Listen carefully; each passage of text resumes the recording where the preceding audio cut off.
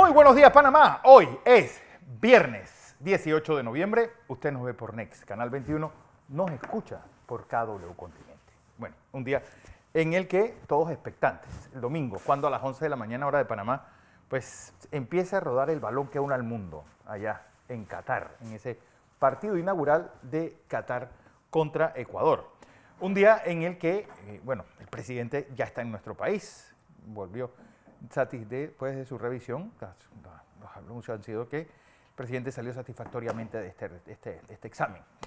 Un día en el que, bueno, hay que hacer algo con Bocas del Toro.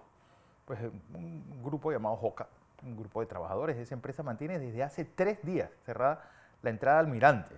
Vamos a ver si podemos descifrar qué es lo que y cómo alguien puede mantener pues una provincia aislada por tantos días. Un día en el que, bueno, otro misil lanzado desde Corea del Norte hacia el mar de Japón. Esto ha sido condenado tanto por la cumbre de Asia-Pacífico que se está realizando en Bangkok, como los diferentes, como esta visita que está realizando el presidente de España, Pedro Sánchez, a Corea del Sur. Así andan las cosas. Don José. Buenos días, Fernando. Listo para que el balón empiece a rodar en Corea. Listo. En el Mundial de Qatar. Buenos días, Fernando. Buenos días a toda nuestra audiencia que nos sigue en KW Continente Radio y en Canal 21 Next. Hay que añadir que nuestro país en este momento empata contra Camerún en un amistoso también en ese área. Así que Panamá 1, Camerún 1. Minuto 66. Un juego amistoso. Juego amistoso, sí. Bueno, hoy es un día lleno de muchas noticias y particularmente arranca el Mundial. Sí, sí. Pero déjeme decirle lo siguiente. El presidente de la República, Laurentino Cortizo, noticia internacional también, arribó ayer al país después de un examen de control que se le hiciera en Texas, en Houston. Los resultados de ese examen del presidente fueron satisfactorios. Se encuentra en estado satisfactorio de la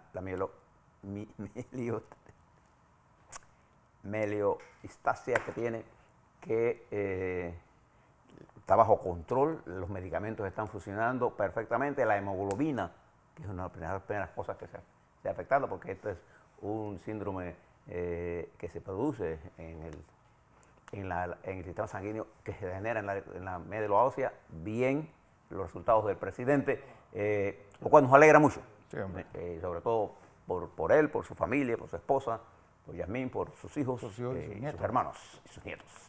Está aquí y se incorpora a partir de hoy a sus labores de presidente de la República.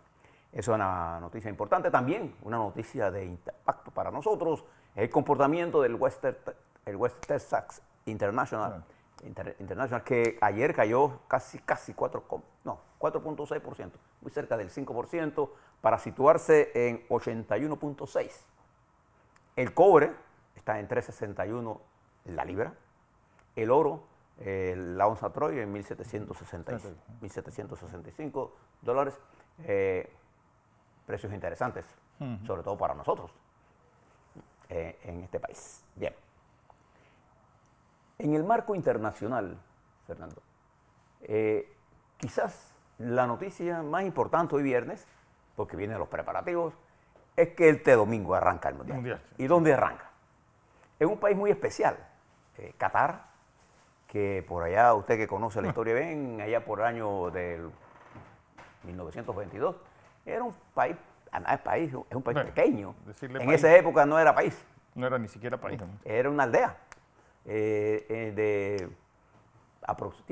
Qatar tiene aproximadamente 12.000 kilómetros cuadrados. Sí, es el tamaño de la provincia de Herrera. Sí, 12.000 kilómetros cuadrados. Eso es todo lo que tiene. Pero al principio era una aldea de pescadores y de perlas particularmente, pero con la producción el cultivo de perlas naturales en Japón, cayó eso y entró, la mayoría de la gente se migró. Durante un periodo fue dominada por los ingleses, hasta que por allá por el año 39, antes de la Guerra Mundial, se encontró petróleo, pero no se pudo explotar porque estábamos en medio de la guerra. Y después se comenzó a repoblar con el auge del petróleo, y el petróleo se convirtió en un elemento importante y atracción para migrantes. Ya para el año 71 había más de 100.000 personas. Actualmente Qatar tiene una población de 3 millones de habitantes. Además, es el tercer productor mundial de gas natural, de gas líquido natural. Y además de eso, es la reserva más grande del mundo. El 10% de las reservas mundiales están en Qatar. Y ha sufrido los ataques de Arabia Saudita y está gobernado por un emir que le dio un golpe al papá. Exacto. Cuando estaba en Suiza, el papá. El actual emir, para que ustedes conozcan un poco, un emir es el jefe militar y político. Sí. A diferencia de un imán. No, un califa sería para el jefe religioso, es el califa. Este emir es el jefe militar y político de un país con un extraordinario Producto Interno Bruto, un país rico. Muy rico. El quinto Un país país más que rico. no solamente tiene ahora, ha construido islas artificiales que son una belleza. Bueno, eso es lo que vamos a mirar. En ese país se celebra el Mundial a partir de este domingo, que es, Fernando, el evento deportivo de mayor audiencia global. Sí. No hay ninguna, ni las Olimpiadas, ni nada le gana Al Mundial de Fútbol. al Mundial de Fútbol. Ese será el evento. Y la que pregunta, José, es si eso, es decir, se está mirando por encima del juego, por encima de los propios jugadores, solamente el negocio del fútbol. Les recomiendo pues, un documental que hay sobre la FIFA y sobre todo lo que ha rodeado, sobre todo las escogencias tanto de Rusia como de Qatar. Y lo de Qatar ha sido el colmo, un mundial que ha tenido pues, que trastocar los calendarios de ligas, los calendarios de Copa de Campeones, de todo el mundo, para poder ajustarlo y poner un mundial en noviembre, en plena época navideña. Ayer, por ejemplo, hablaba con Blas Pérez, nuestra gran estrella del fútbol, y él me decía, no hay ambiente. Y hablaba incluso con amigos fuera de Panamá y dicen, no hay ambiente de fútbol. Hasta que comienza. Hasta que creo que se da el pitazo inicial. Pero yo no sé cómo, y de eso va a ser nuestra conversación matutina con varios expertos, hasta qué punto esto pues, será beneficioso para los propios jugadores. Es decir, un parón ahora para Navidades, volver a decir cuántos saldrán lesionados debido a un año intenso de juegos. Entre más estrellas eres, más partidos tienes que jugar. Y jugarlo, pues, en esta temporada, ¿qué tiempo tuvieron esos pobres muchachos de analizar y de entrenarse casi conociéndose en un avión? Porque hubo juegos de liga hasta el fin de semana pasado. Es decir, en esta semana es que las selecciones se están armando. Así que yo creo que nos quede de lección que nosotros no podemos poner el negocio por delante de las personas. Y sobre todo, son personas que por mucho dinero que ganen, pues tienen una vida laboral muy corta y van a tener, pues, y esto va a traer consecuencias físicas para muchos de ellos. Bien, arranca este mundial este domingo. Este domingo. Este domingo a las 11 de la mañana. 11 de la mañana, hora de Panamá. Pero también en el mundo están ocurriendo cosas. Este domingo son las elecciones para escoger el nuevo director general del BID. Y entre los participantes, los que más atracción tienen, posibilidades de ser el nuevo director, es un brasileño Y una mexicana. y un chileno. Chileno. Normalmente, el director del BID ha sido de América Latina. Siempre. Normalmente, salvo en esta decisión de los Estados Unidos bajo la administración Trump, que surgió también. Vamos a conocer cuál será el nuevo director del Banco Interamericano de Desarrollo, importante organismo financiero para nuestra región. Pero yo le quisiera poner en perspectiva algunas cosas que están ocurriendo en el mundo. Preste la atención a lo que está ocurriendo en Inglaterra en este momento. El primer ministro Rishi Sunak y su ministro de Economía, Jeremy Hunt, un hombre de extraordinaria experiencia, ambos conservadores, acuérdense que el Partido Conservador está en el poder, han planteado al país, están en desarrollo, un proyecto de cambios financieros y económicos que se parece más a un programa socialdemócrata de Suecia. Y le voy a dar los datos por qué digo esto. Uno de los grandes problemas que enfrenta el primer ministro es el grado de falta de credibilidad que hay en el gobierno desde que comenzó la aventura del Brexit a las propuestas de la ex primera ministra Liz Truss, que puso pata para arriba ahora el nuevo gobierno. Y fíjese que bajo la consigna de el que tiene más paga más, mire algunas de las medidas que el gobierno intenta realizar y va a realizar. Primero va a producir una alza del salario de 9.8%.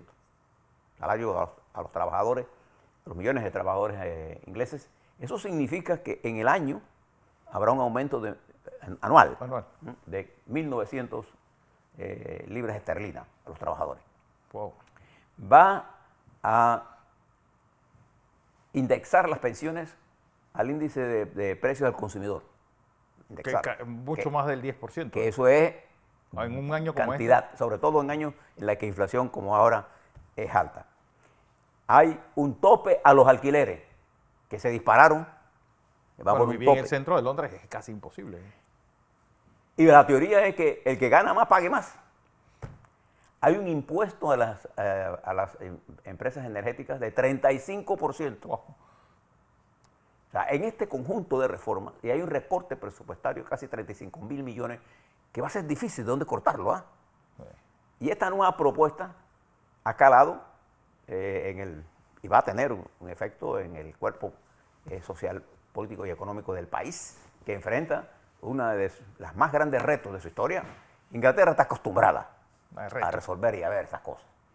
Pero este planteamiento es exactamente el opuesto al que tenía la ex primera ministra, que lo que hablaba era de reducir los impuestos a los ricos por la teoría de Thatcher, de que entre más ingresos tienen los ricos, más percola hacia los pobres. Bueno, aquí va a pasar lo contrario. Lo contrario.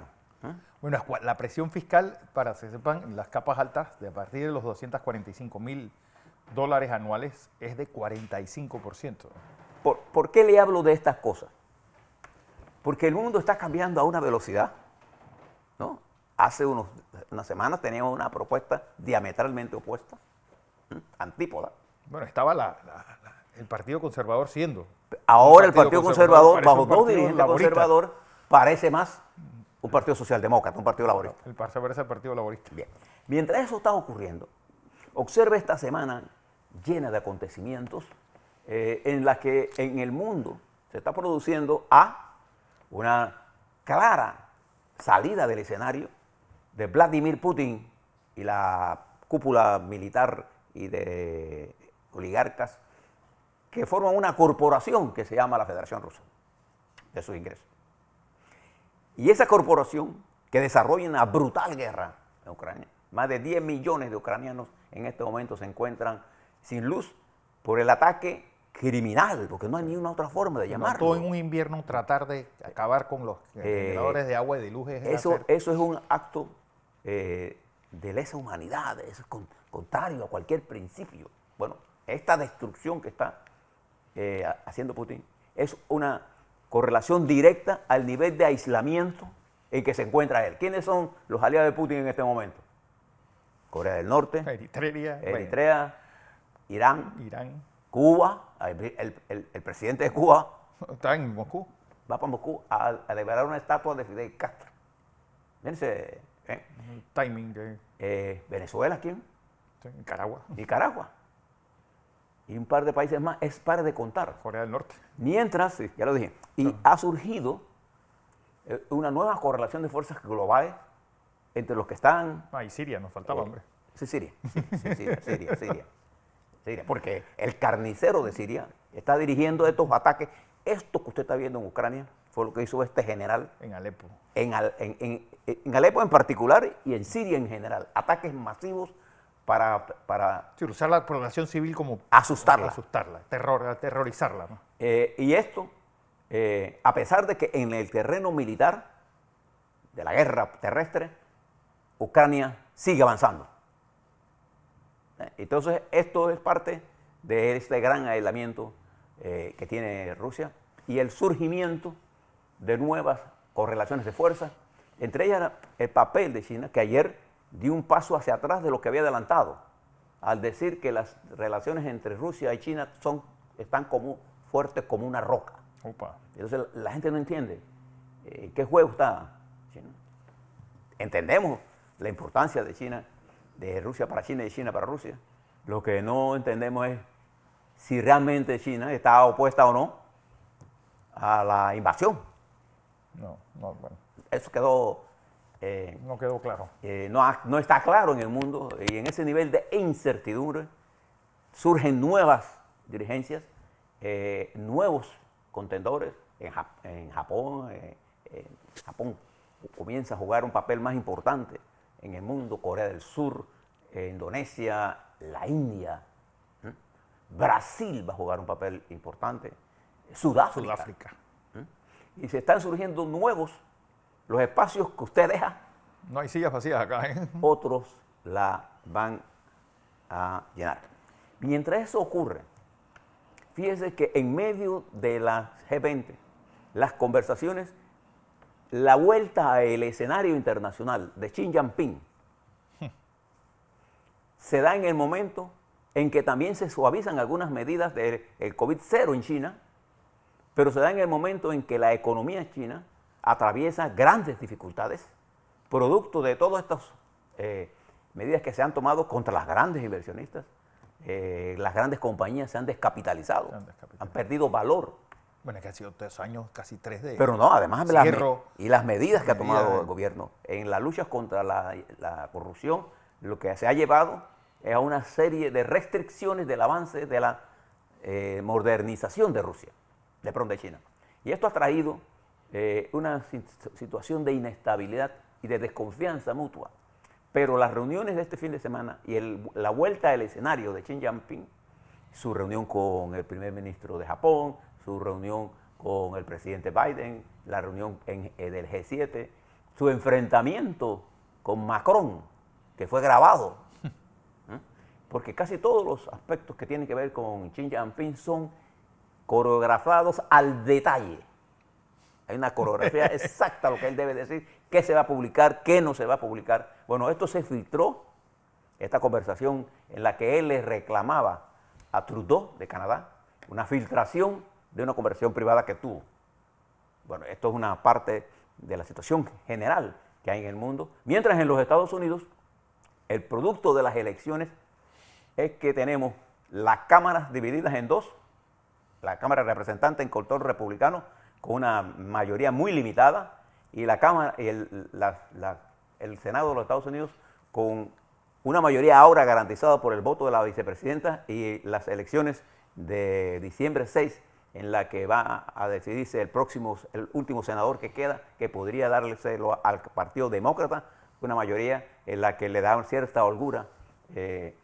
Ahora lo que usted va a ver son las discusiones de los trumpistas en la Cámara de Representantes, tratando de cuál es más radical. Sí. Pero es muy difícil para cualquier partido manejar una Cámara de Representantes con una mayoría tan endeble. Ya yo creo que más que nada se va a ver ahí es las grandes diferencias y las visiones que tienen muy distintas del Partido Republicano a lo interno. Sí. Yo creo que más que ver una separación de aguas entre demócratas y republicanos. Y surgen fuerzas nuevas en los Estados Unidos que refuerzan temas que ya se daban por hechos, pero que ahora viene un combate importante. En la historia de los Estados Unidos, cuando se ha dividido las fuerzas en el poder legislativo, los presidentes con capacidad para manejarlo han avanzado más en la agenda nacional. Creo que la democracia se ha fortalecido en los Estados Unidos, y el papel de los Estados Unidos en el mundo es un papel determinante. En nuestra América, la situación en el Perú, Fernando, quiero destacarles que una subcomisión del Senado aprobó, pero para que pase de allí hay que ir a una comisión. Hay que ir a una comisión, que hay una votación, hay que tener una mayoría calificada. Pero el gobierno, a través de su primer ministro, presentó una moción de confianza. Para disolver el Senado, ¿no? Y si no la dan, en la siguiente presentación se disuelve el Senado. El Congreso. Para el Congreso. Es unicameral. Es unicameral, sí. En Perú. Y es por eso que es tan fácil votar por presidente. En nuestra región están ocurriendo cambios que están produciendo un alto nivel de inestabilidad y de falta de confianza en los sistemas. Mientras nuestra república, la de Panamá, mantiene indicadores importantemente positivos y enfrentamos también esta ola de cambios que marcha a una velocidad, Fernando, fuerte. Ayer tuve la oportunidad de compartir con la ANAVIT, una de las agrupaciones del sector agropecuario más poderosas y de mayor desarrollo tecnológico, el escenario nacional combinado con el escenario internacional, y una de las preocupaciones de esta organización es cómo nosotros, siendo un aliado estratégico de los Estados Unidos, no tenemos la capacidad de poder negociar con los Estados Unidos 4 o 5 rubros del sector agropecuario que son fundamentales para el desarrollo en la lucha contra la pobreza y la estabilidad, y la necesidad de tener una política clara de apoyo de los Estados Unidos a la inmigración, en la lucha contra la migración ilegal, y el apoyo al sector agropecuario, donde está el 30% de la población panameña y el 90% de la población panameña de pobreza y pobreza extrema. A la vuelta, vamos a hablar sobre Panamá y su futuro, vamos a hablar de las cosas que estén pendientes en los próximos 18 meses del presidente Cortizo, cómo está la negociación entre el gobierno y Minera Panamá, qué efecto tendrá esto y cuáles son el desarrollo de la dinámica, cuál es la dinámica política que caracteriza el país hoy con respecto a lo que viene el próximo año. A la vuelta a eso y más.